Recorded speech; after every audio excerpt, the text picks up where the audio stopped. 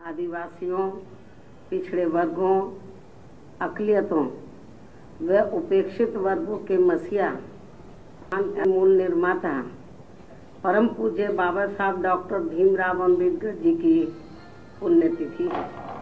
अर्थात आज के ही दिन दिनांक 6 दिसंबर सन 1956 को इनका देहांत हुआ था।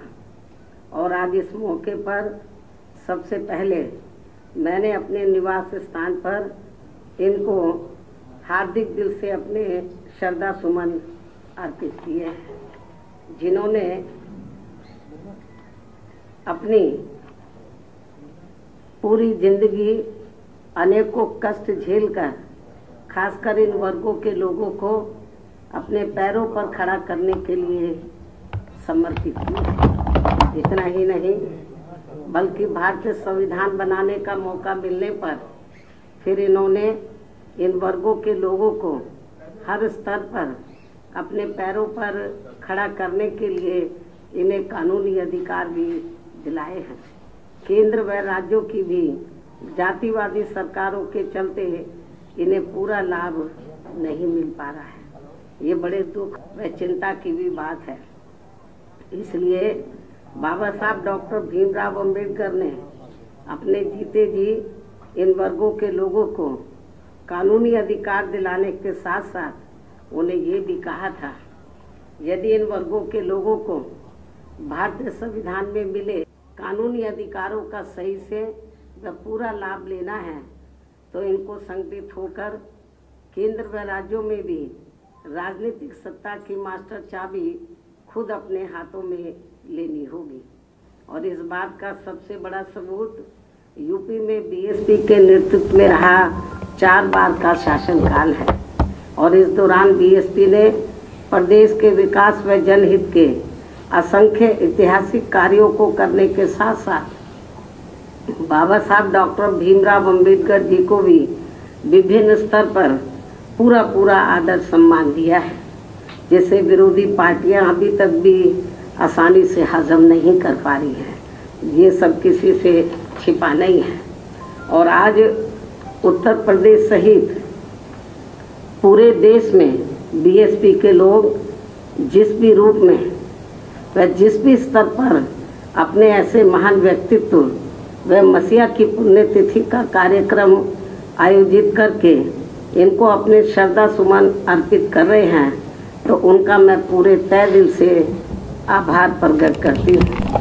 इसके साथ साथ यहाँ मैं ये भी कहना चाहूँगी कि देश में संकीर्ण व जातिवादी सोच रखने वाली ऐसी पार्टियाँ व संगठन आदि भी हैं, जिन्होंने बाबा साहब डॉक्टर भीमराव अम्बेडकर की मानवतावादी सोच व संघर्ष का हमेशा विरोध किया है तथा उनकी घोर उपेक्षा भी की है। लेकिन अब वे अपने राजनीतिक हित के लिए दिखावटी व बनावटी प्रेम के रूप में मजबूरी में उन्हें याद करते हुए हमें नजर आ रहे हैं। यह उनकी इसी मजबूरी का ही नाम बहुजन समाज पार्टी है, जिसकी स्थापना के बाद से ही देश में टूटे व बिखरे पड़े हुए करोड़ों दलितों, आदिवासियों व अन्य पिछड़े वर्गों तथा धार्मिक अल्पसंख्यकों में से विशेषकर मुस्लिम समाज के लोगों को भी इस पार्टी ने बाबा साहब की सोच के मुताबिक चलकर इनको इनके वोट की शक्ति व राजनीतिक महत्व के प्रति जागरूकता पैदा करके उन्हें उनके अस्तित्व तथा उन्हें गुलाम मानसिकता से भी काफ़ी कुछ आज़ादी दिलाई है। इसलिए बाबा साहब डॉक्टर भीमराव अम्बेडकर को दिल जान से चाहने वाले उनके खासकर व बीएसपी मूवमेंट से जुड़े करोड़ों लोग देश भर में आज उन्हें केवल नमन व याद ही नहीं कर रहे हैं, बल्कि उनके अति महत्व आकांक्षी आत्मसम्मान व स्वाभिमान के मूवमेंट को पूरे समर्पण के साथ आगे बढ़ाते रहने का संकल्प भी ले रहे हैं, तैयार भी कर रहे हैं। इसके साथ ही बीएसपी का संघर्ष व मुख्य लक्ष्य बाबा साहब डॉक्टर भीमराव अंबेडकर के अति महत्वाकांक्षी आत्म सम्मान व स्वाभिमानी मूवमेंट तथा उनकी समतामूलक व न्यायपूर्ण सोच को देश में जिंदा रखने व उसे आगे बढ़ाने का मूवमेंट भी है, जिसे कभी भी कम करके नहीं आंका जाना चाहिए। और ये कारवां बाबा साहब का, और ये कारवां न रुकने वाला है और न ही झुकने वाला है, बल्कि बाबा साहब डॉक्टर भीमराव अंबेडकर के चट्टान जैसे मजबूत इरादों की तरह पत्थर काट कर अपना रास्ता खुद बनाने वाला है, जिसके नेतृत्व पर लोगों को हमेशा पूरा विश्वास रहा है। परंतु दुख इस बात का भी है कि कुछ लोग व संगठन अपने थोड़े थोड़े निजी स्वार्थ की खातिर खासकर दलितों, आदिवासियों, पिछड़े वर्गों व अन्य उपेक्षित वर्गों के वोटों को बांटकर बाबा साहब की मूवमेंट को कमज़ोर करने में लगे रहते हैं। हालांकि उन सबका स्वार्थ फिर चुनाव के बाद उन्हें पैदल करके फिर से ऐसा छोड़ देते हैं कि वे ना घर के रहते हैं ना घाट के।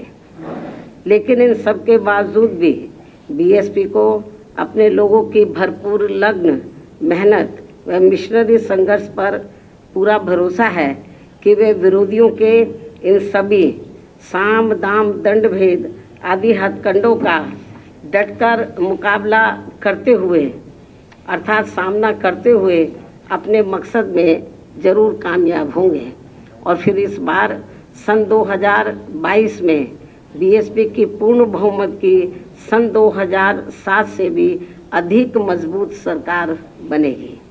साथ ही इसी चुनाव में यूपी से लगे उत्तराखंड स्टेट में भी इस बार बीएसपी अपना बेहतर रिजल्ट लाएगी। इसके साथ साथ पंजाब स्टेट में भी अपने गठबंधन की मजबूत सरकार जरूर बनाएगी। और अब अंत में पूरे देश भर में बीएसपी के सभी लोगों की तरफ से भी परम पूज्य बाबा साहब डॉक्टर भीमराव अंबेडकर जी के साथ साथ दलित, आदिवासी व पिछड़े वर्ग में समय समय पर जन्मे अपने महान संतों, गुरुओं व महापुरुषों में भी खासकर महात्मा ज्योतिराव फूले, छत्रपति शाहू जी महाराज, श्री नारायण गुरु व बीएसपी मूवमेंट के जन्मदाता एवं संस्थापक मान्यवर श्री कांशीराम जी आदि को भी दिल से नमन व श्रद्धा सुमन अर्पित करते हुए अपनी बात यही समाप्त करती हूँ। धन्यवाद। जय भीम व जय भारत।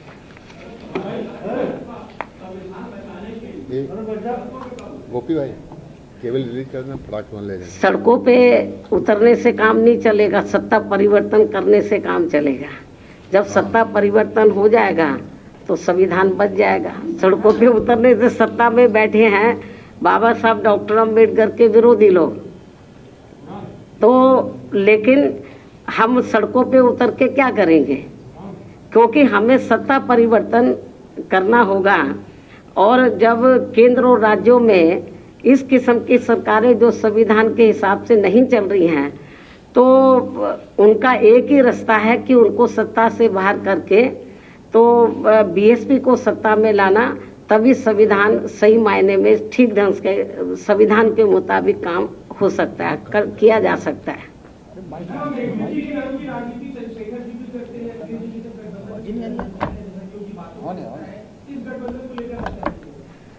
ये तो यूपी की जनता अच्छी प्रकार से देख रही है और ये भी जनता को मालूम है कि ये गठबंधन करने वाले लोग जो विजय रथ यात्रा निकाल रहे हैं, तो अभी तो विजय मिली भी नहीं है इनको।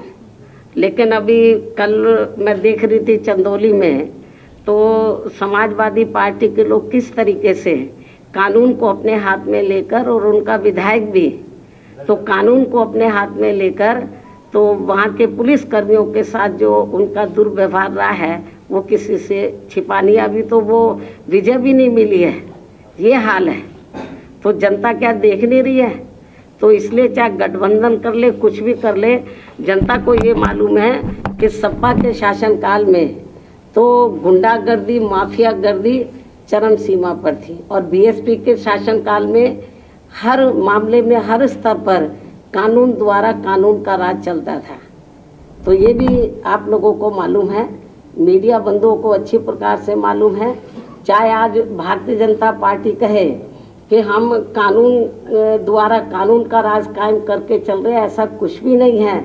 जमीनी हकीकत में कोई दिन ऐसा नहीं जाता। यूपी में 75 जिले हैं, जिस दिन खास तौर से जो दबे कुचले लोग हैं, वीकर सेक्शन के लोग हैं, उनके ऊपर जुर्म जाति किसी न किसी रूप में जरूर होती है। मीडिया को ये लोग मैनेज कर लेते हैं। मीडिया में तो बहुत कम रिपोर्ट आती है जुर्म जाति की, वर्तमान सरकार की भी बहुत कम आती है, आटे में नमक के बराबर, और बहुत ज़्यादा जुर्म जाति हो रही है, ये किसी से छिपा नहीं है। ठीक है,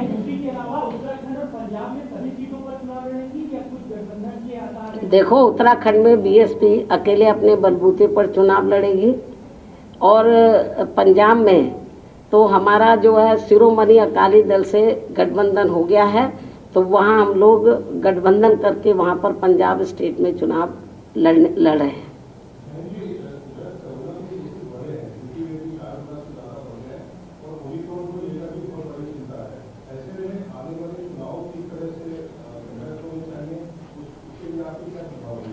ये तो मुख्य चुनाव आयुक्त को देखना है, केंद्र और सूबे की सरकार को देखना है कि वो क्या गाइडलाइंस तैयार करते हैं। और मेरा तो यही कहना है, जो भी गाइडलाइंस आती हैं तो उसके हिसाब से जनता को चलना चाहिए, क्योंकि ये जो तीसरी बीमारी है तो ये फिर से मुंह फाड़े हुए है और है कोरोना नया रूप है।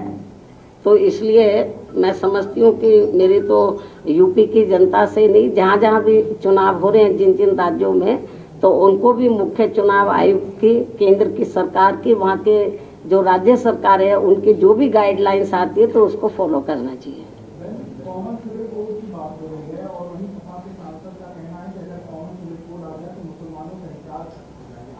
नहीं, जब आएगा तो तब इस सवाल का जवाब पूछना, अभी आया किधर है। भविष्यवाणी पहले करते, जबरदस्ती आप जो है तो केंद्र सरकार को तैयार कर रहे हैं कि वो जल्दी से वो ये कानून ले आए, नियम बना दे। अब सपा वाले क्या कहते हैं, चंदौली में नहीं देखा?